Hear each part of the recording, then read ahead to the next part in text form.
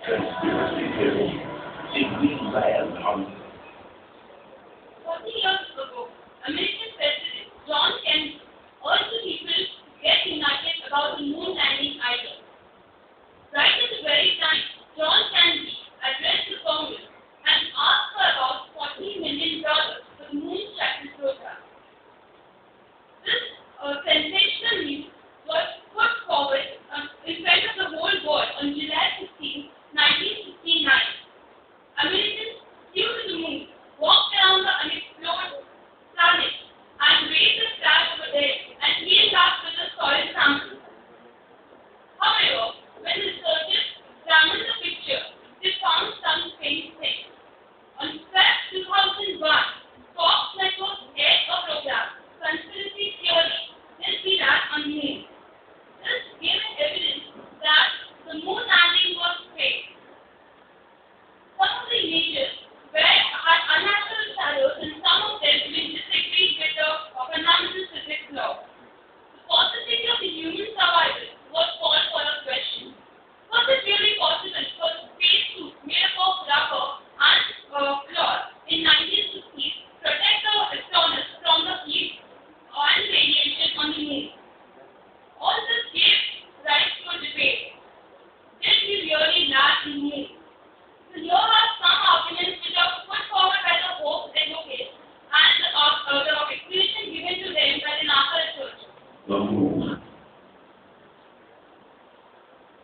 The first argument which was put forward by the hope advocates were the poor video quality of the first moon landing was a deliberate ploy so that nobody could examine it.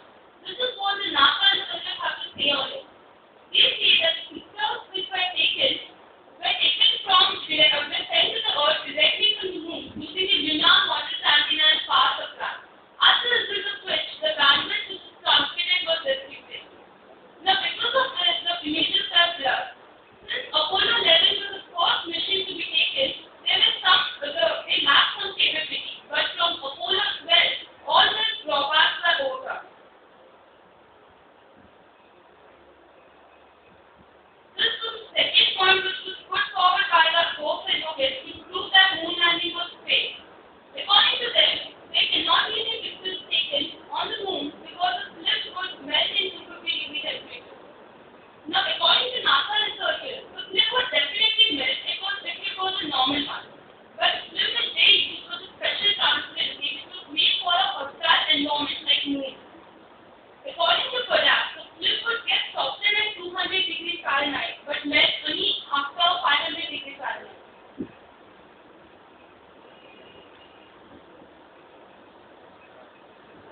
Some of the Apollo videos which we see the flag fluttering on the moon. Now, how can a flag flutter when there is no wind on the airless moon? This is what NASA people have to say on this. According to them, this is one of the most ridiculous observations which the advocates have done. It is readily apparent that they are twisting or jerking with the flagpole and this is making the flag move. And if it was a movie, the film you would have definitely noticed it, and for them it was so easy, they would have just taken another take.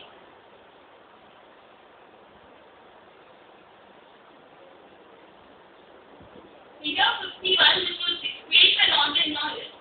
He said that this was a place where all the top secrets of US are done over here. That's quite true.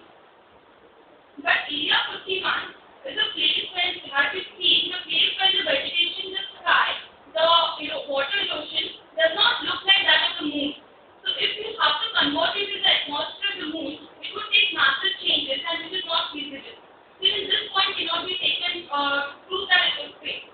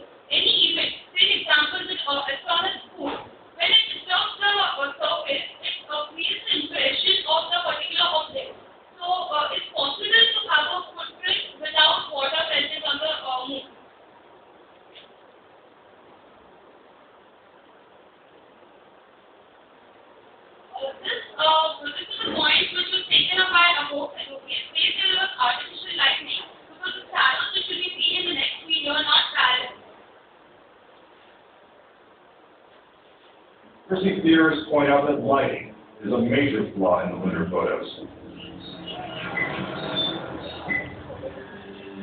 Case in point, on the moon, the astronaut's only source of light.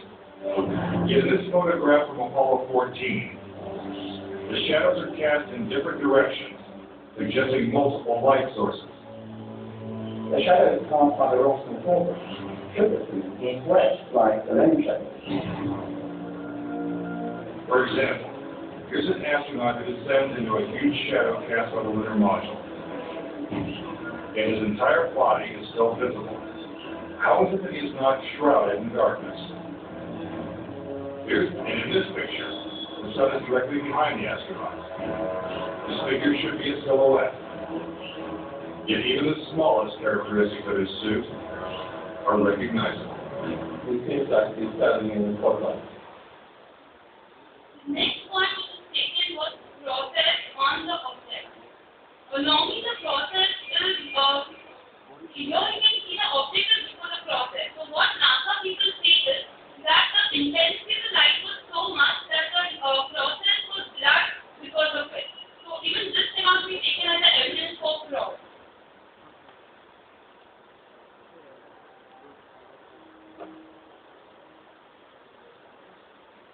According to Hope's advocate, how could the untested lunar model land flawlessly 6 times to the moon when its prototype crashed on the Earth during training? The NASA people say the prototype which the record is not actually a prototype. These are training vehicles. Training vehicles, when it was done for the first time, Neil and Tom had to reject the process because of some technical problem and helium pressurization. But later on, it was definitely tested not once but many a times, and it was successful.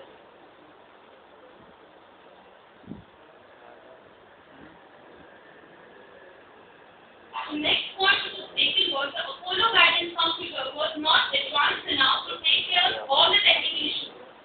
What NASA people say, unlike the general purpose computer, this computer had to do only one task as guidance. Now, since only one program was done at a time, the task which was used was less. It was true that microprocessors were not present at those times, but the microchips which were present definitely did simple tasks.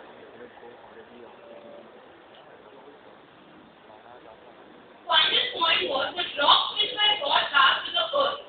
According to the people, the rocks were not brought from the moon but were made in the laboratory.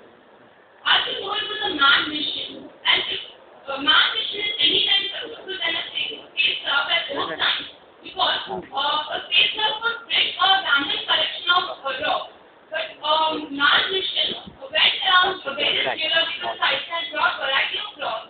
The proof was the Genesis rock, which was the most interesting rock, and it was done by a trained astronomer. Not in smile. Not in. One question which maybe everyone has in their mind is why haven't been this we days back?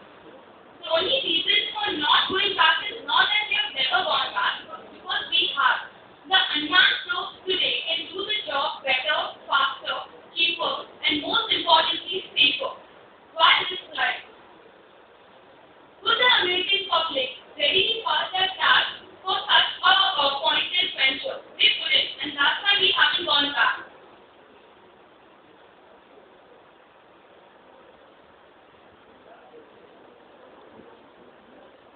Finally, everyone thinks this should really land on moon. There's no evidence to it. But what I would see is ones who have experienced it can give the truth about the process or about the thing which has happened. For example, few people live today have experienced First World War, but still we accept that the First World War has happened because of the strong evidence which we find today. I think the same has happened with the Apollo. Probably because of misunderstanding or lack of knowledge about the moon landing, we don't believe it. A study of facts and sound judgment would definitely make us confused if we have really acted